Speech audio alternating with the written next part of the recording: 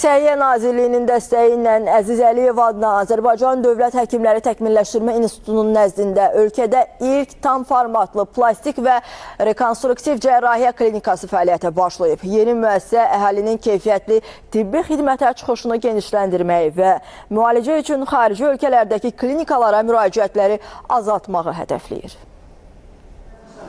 Müasir əməliyyatxana,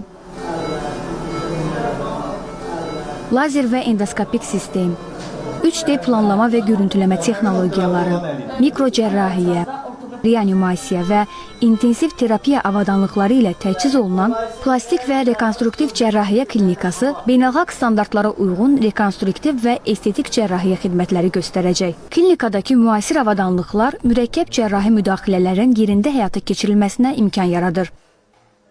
Əməliyyat otaqlarından birindəyi otaqlar ən müasir avadanlıqlarla təchiz olunub və burada xəstələrin həyat keyfiyyətinin yaxşılaşdırılması üçün bütün zəruri şərait yaradılıb. Klinikadakı müasir avadanlıqlar mürəkkəb cərrahi müdaxilələrin yerində həyata keçirilməsinə imkan yaradır. Klinika ən müasir, son dövrün texnologiyanın ən müasir aparatları ilə təchiz edilmiş bir klinikadır. Xəstələrimizin xaricə getməsinin qarşısı alınacaq və bütün bu problemlərin yerində öz müəssisəmizdə qarşısının alınması üçün gözəl bir şərait yaradılıb. Klinikada plastik cərrahiyyənin bütün əməliyyatlarının icrası mümkündür. Ölkəmizdə sığorta zəminində plastik, rekonstruktiv və estetik cərrahiyyənin rekonstruktiv əməliyyatlarının burada təməli atılır. Bunlar nələrdir? Əl cərrahiyyəsi, onun xaricində kraniomaksilofacial cərrahiyyələr, yəni dovşan dodaqlar, qurd ağızlar. Mərkəzdəki 42 çarpayının 9-u reanimasiya, 33-ü isə stasionar müalicə alan xəstələr üçün nəzərdə tutulub.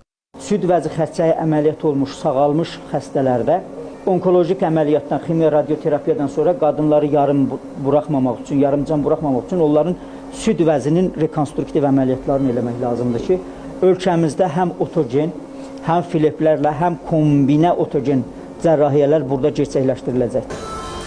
Klinika həm də rezidentura və ixtisas artırma bazası kimi fəaliyyət göstərəcək. Məsələn, xəstənin təzyiqi qalxmadan, təzyiqi düşmür. Şamilə Şamil qızı, Novruz Kazımov, ASTV Xəbər.